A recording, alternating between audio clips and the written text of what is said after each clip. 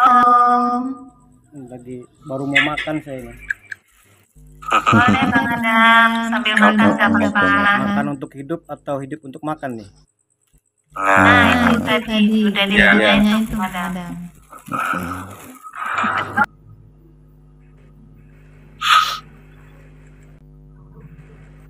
Ayo Mas Adam Aras. Ini menyangkut prioritas ya, gimana pendapat saudara gitu. Pertama saat kita dilahirkan, apa sih yang kita butuhkan kan gitu. Taruhlah yang udah pernah punya anak, punya bayi gitu. Apa yang dibutuhkan seorang bayi gitu. Apakah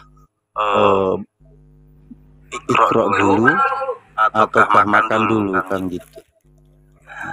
Jadi kita nyelaminya ke ranah itu nih, gitu. Begitu lahir yang dibutuhkan apa? Makanan rohani atau makanan jasmani gitu. Saya sambil makan ya. Nah, sambil makan boleh, saudara-saudara yang lain. Ya, Soal hidup kan? Bener ya? Soal hidup. Hidup itu terjemah dari hayya, yahya, hayatan. Artinya hidup kan? Kalau di kamus Al-Munjid ya. Kalau di kamus Al-Munjid itu hayya, yahya, hayatan itu artinya didun mata, kebalikan dari mati. Berarti hidup itu kebalikan dari mati sama dengan bergerak. Nah, kalau hidup itu kata benda berarti kan gerak.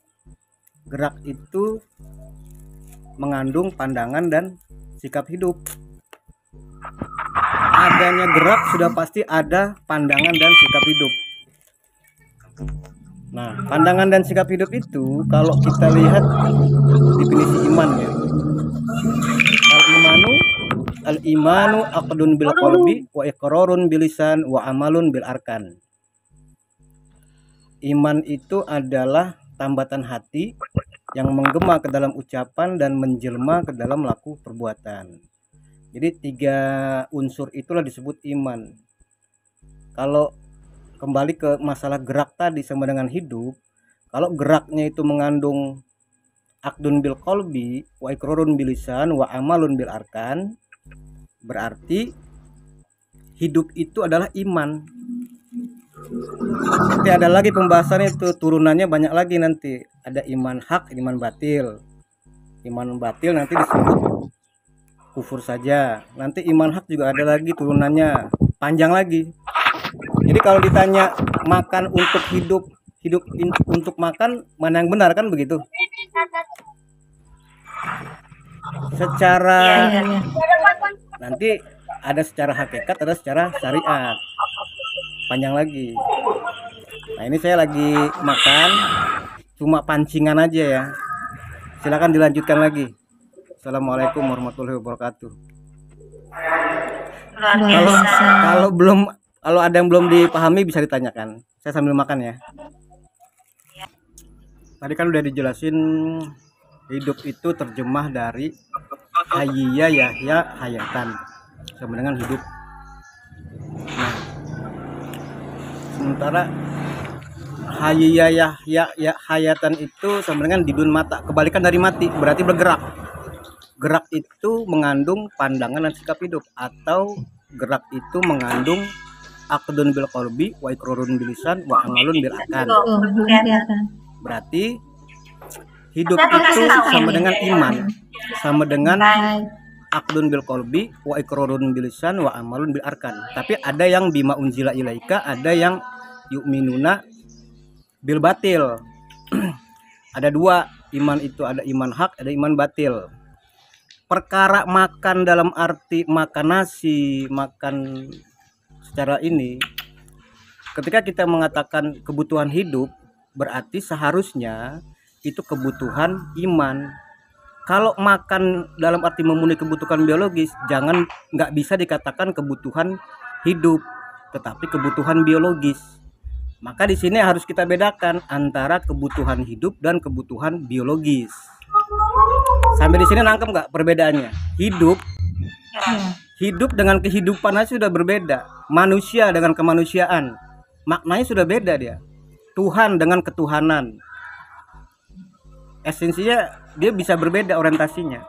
Jadi yang dimaksud dengan yang kita bahas dari tadi itu masalah makan untuk hidup Makan, ya. atau hidup untuk makan, sebenarnya konteksnya itu biologis untuk makan atau makan untuk biologis, begitu seharusnya. Jadi kalau bicara hidup tuh pasti Biologis bicara untuk iman. makan. Gimana, Bi? Makan untuk biologis atau biologis untuk Ya, makan. Kalau bicara tentang hidup sudah pasti bicara tentang iman. Dari mana dalilnya? Hidup itu gerak.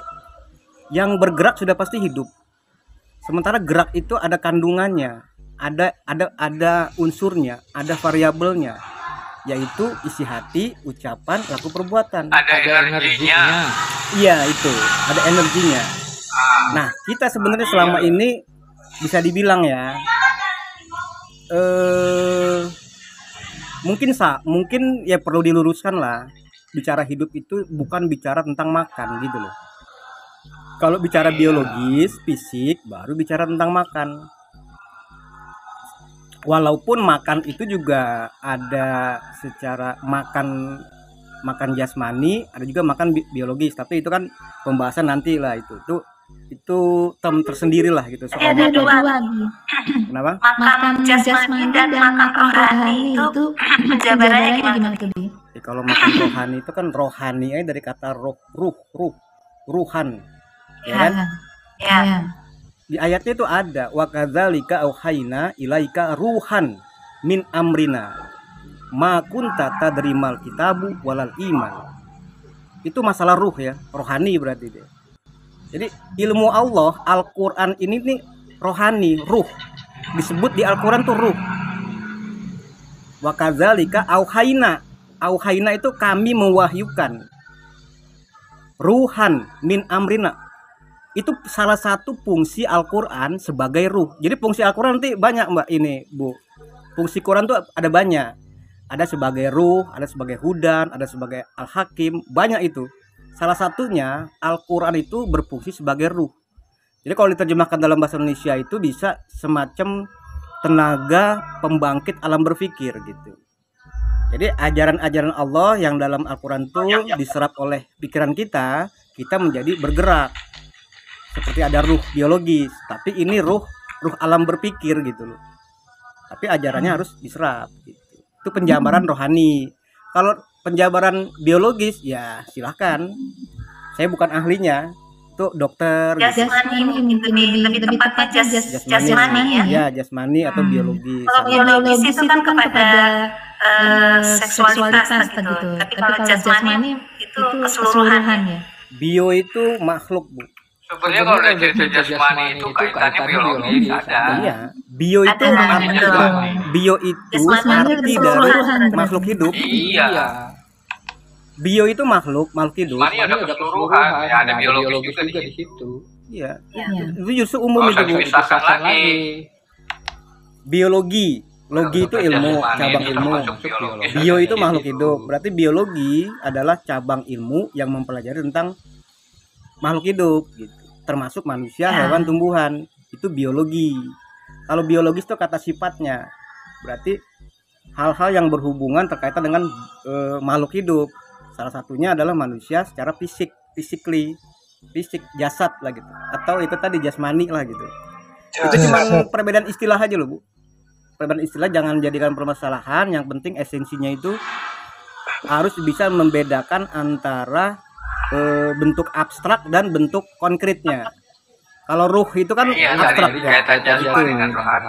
Penjabarannya seperti itu. Dan orang sekarang ini saya perhatiin ya, hampir nggak kenal bahwa Allah itu menurunkan Al-Qur'an itu fungsinya salah satunya adalah sebagai ruh.